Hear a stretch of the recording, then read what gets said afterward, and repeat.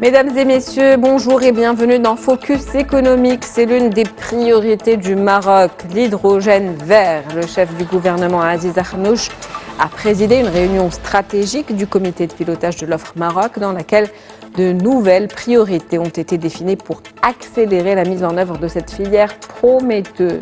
Hydrogène vert, une technologie appelée à redessiner le paysage énergétique mondial. De quoi s'agit-il exactement? Comment a été pensée l'offre Maroc? Quel bilan 6 mois après son lancement? On en parle aujourd'hui avec Monsieur Tariq Moufaddal. Vous êtes président, directeur général de Mazen. C'est un plaisir de vous avoir avec nous aujourd'hui. Merci pour l'invitation. Alors, on va commencer par un petit peu de pédagogie et essayer d'expliquer ce que c'est que l'hydrogène vert dans un premier temps. L'hydrogène vert est tout d'abord un vecteur énergétique. Il peut être utilisé directement comme un produit final ou à travers ses produits dérivés tels que l'ammoniac ou le e-carburant, par exemple le méthanol.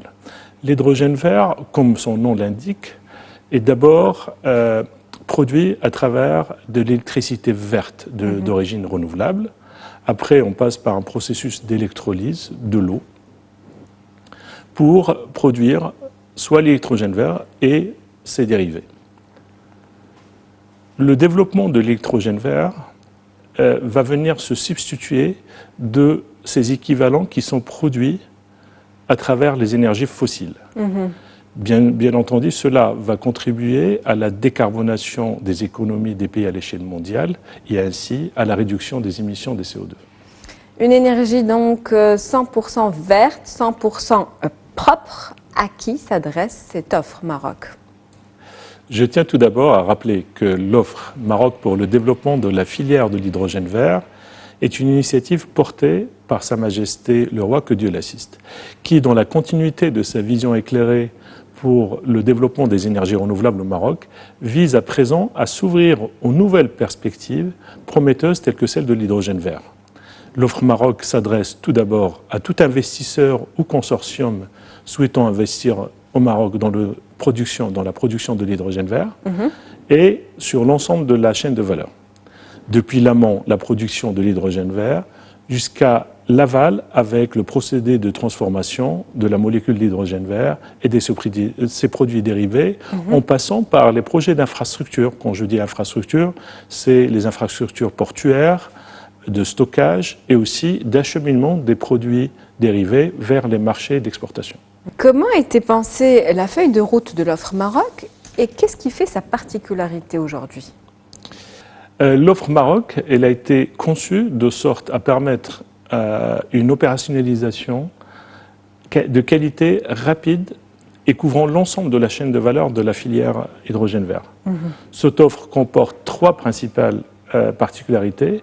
La première, et ça c'est très important, c'est la mise en place d'une gouvernance transparente, claire, attendue des investisseurs et de l'ensemble des parties prenantes, avec un comité de pilotage qui est présidé par Monsieur le chef du gouvernement, un comité d'investissement et un point focal unique à travers les missions qui ont été confiées dans le cadre de la circulaire offre Maroc hydrogène vert à Mazen.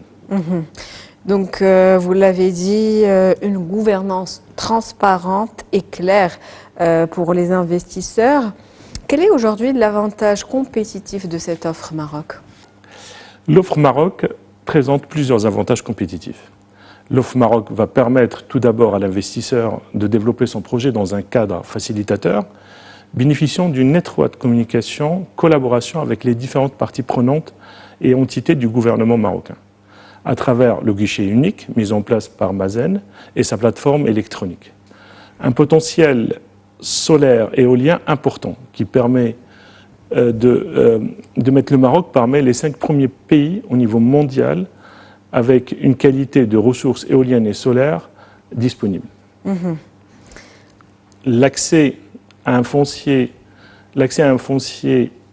mobilisé par l'État jusqu'à 1 million d'hectares, 300 000 hectares dans une première phase, et identifié étant un fort potentiel au regard des différents facteurs, qualité de la ressource renouvelable, disponibilité d'infrastructures, et l'accès également à un marché grâce à la position géostratégique du Maroc. Le marché de l'hydrogène vert, donc on va en parler avec un peu plus de détails tout à l'heure. Vous l'avez dit, ce chiffre de 1 million d'hectares donc, qui a été fourni par l'État justement pour l'exploitation de ce genre de projets qui sont aujourd'hui colossaux. Vous l'avez dit, un potentiel énorme, important aujourd'hui à exploiter. Justement, si on devait faire le bilan de cette offre Maroc, 6 mois après son lancement, qu'est-ce qu'on pourrait dire? On a déjà entendu que 40 projets, en tout cas 40 offres ont été proposées à Mazen. Donc quel bilan doit-on faire? Aujourd'hui, nous sommes proches de la première échéance prévue pour l'opérationnalisation de l'offre Maroc et qui consiste à la signature des premiers contrats de réservation préliminaire du foncier. Pour ce faire, le comité de pilotage présidé par Monsieur le chef du gouvernement a été tenu le jeudi dernier, 29 août, et a examiné l'état d'avancement des différents chantiers. Et s'est penché en particulier sur, la méthodologie d'appréciation des offres reçues, et comme vous le dites, qui s'élève à plus de 40 investisseurs qui ont exprimé leur souhait d'investir au Maroc. Une attention particulière aussi a été portée à la définition rigoureuse des critères qui vont permettre de sélectionner les premiers investisseurs avec qui on va concrétiser, afin de garantir la transparence et l'équité tout au long du processus. Vous avez parlé d'état d'avancement et justement, j'aimerais rebondir dessus. Quelles sont aujourd'hui les priorités pour accélérer le développement de la filière? Une filière, nous l'avons dit, on ne le dira jamais assez, qui est aujourd'hui très prometteuse. Les principales priorités sont d'abord préserver le positionnement du Maroc comme leader mondial de la filière et de valoriser les nombreux atouts du royaume, donc ressources renouvelables abondantes, compétitives et surtout disponibilité du savoir-faire, donc les compétences des équipes et la situation géostratégique aux portes des marchés d'exportation. Deuxième priorité, c'est de continuer d'accompagner au mieux les investisseurs nationaux et internationaux dans la réalisation de leurs projets au Maroc. Aujourd'hui, nous sommes tous mobilisés sous le leadership du comité de pilotage présidé par le chef du gouvernement pour accélérer la mise en œuvre de l'offre Maroc afin de donner la visibilité et les garanties nécessaires aux investisseurs dans une approche qui se veut structurée, transparente et rigoureuse. Une offre donc structurée, transparente et rigoureuse. Comment la particularité marocaine est prise en compte dans cette offre?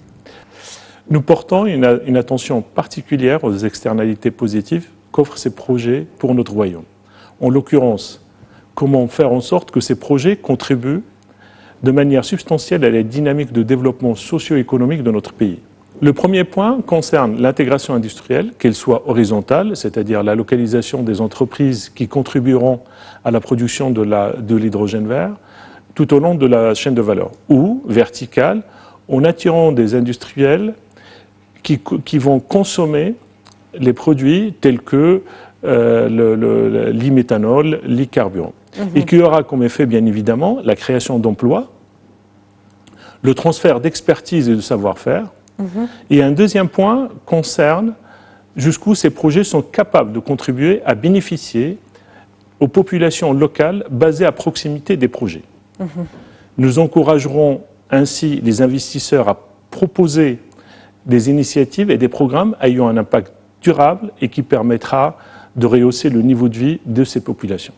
Merci à vous, Monsieur Tariq Moufaddal. Je rappelle que vous êtes président, directeur général de Mazen. C'était un plaisir de vous avoir avec nous. Merci à vous. Merci donc pour toutes ces précisions. C'est la fin de l'invité de Focus économique pour aujourd'hui. On se retrouve demain avec un nouvel invité. Très bonne journée.